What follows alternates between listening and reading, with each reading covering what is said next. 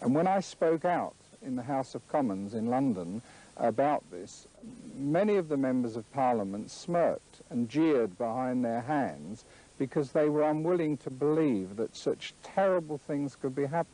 NSPCC, which is our National Society for the Prevention of Cruelty to Children, their inspectors that look after children at risk all over the country were reporting that throughout the United Kingdom they were finding evidence of satanic abuse.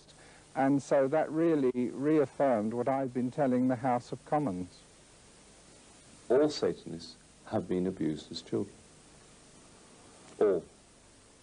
There is not, I can't imagine any normal person going into something so horrific, vile, disgusting, so violent, humiliating, could possibly, it's impossible. Jim Phillips was a doctor of medicine with the police force before he opened his own private practice in Birmingham.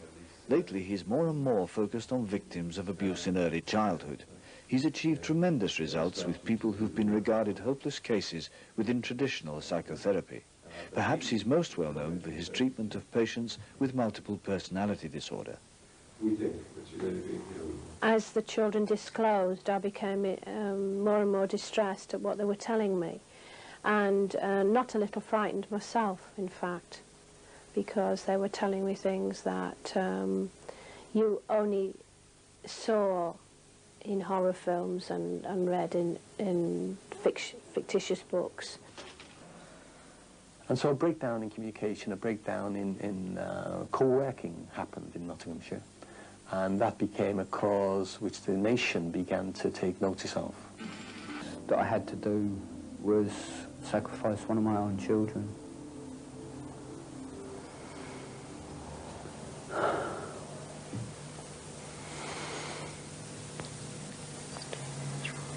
I'm trying. I was about 16, been going out with this girl that was involved in Satanism. She fell pregnant, and the same day that the child was born, I had to kill it.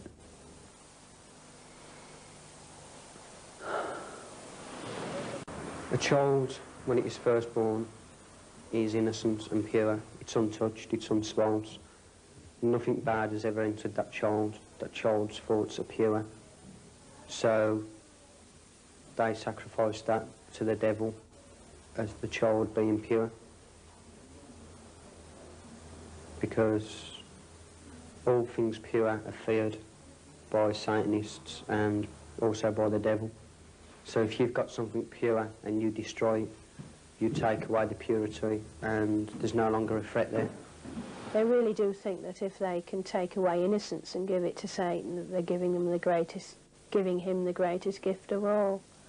And so it has they do it for all kinds of reasons. The first reason is to dirty the child inside and out, and the second reason is to destroy the innocence. Where is the proof? Where are the traces? Where are the bodies? One former witch who revealed to me that she had actually been present while a child was sacrificed said they do it in a different way. Normally, the high priest has relationships with some of the witches in the coven, and they produce a child. And when that child is born, it's never registered as born, and therefore no one knows that child even came into the world. And I was told it was some of those children that were sacrificed. I would be telephoned by someone to say, we've got a young woman who thinks she's had a baby but can't quite remember. Is this possible? Is it possible for things to happen to you that you've forgotten and you're beginning to remember? So I would say, it is possible, let's talk about it. And gradually the story would emerge of a young woman in her 20s who may have had anything up to 6 babies as a young woman between the ages of, a young girl, between the ages of 11, 12, up to their early 20s, which were aborted and used for sacrifice in a variety of ways in covens. The same thing happens in ritualistic abuse. Yes, you stood and watched that baby be sacrificed and you didn't do anything about it. You actually abused the person next door to you. You actually subjected them to all kinds of sexual perversions. You were involved in that particular sexual orgy that took place. You can't have been objected to it. You were part of it. So you can't get out of it because you're as guilty as... Because the barristers representing the children said, if we fill the minds of the jury with all this mumbo-jumbo about Satanism, devil worship and black witchcraft, the members of the jury won't believe a word the child is saying. Indeed, some of them wouldn't wish to believe a word the child was saying, and the case would break down. Some children claim that they have seen babies microwaved. In other words, put in a microwave oven, and they have said it then fizzled and whatever. People have often said to me, you know, how do I know that children aren't lying? How do social workers and doctors and everybody? Well, a very low percentage of children lie about this particular kind of problem, or any kind of child sexual abuse. Sometimes because of their tender years, they don't even have the know-how to put this into words unless they've experienced it. And because you know the fear mechanisms around the child cannot be in any way done in any artificial way, that these children are genuinely, absolutely terrified. If you talk to them, and I have talked to witches, I have talked to people who have been still in, are really subconsciously quite frightened and fearful of what they're doing to their children, but they don't seem to be able to stop it.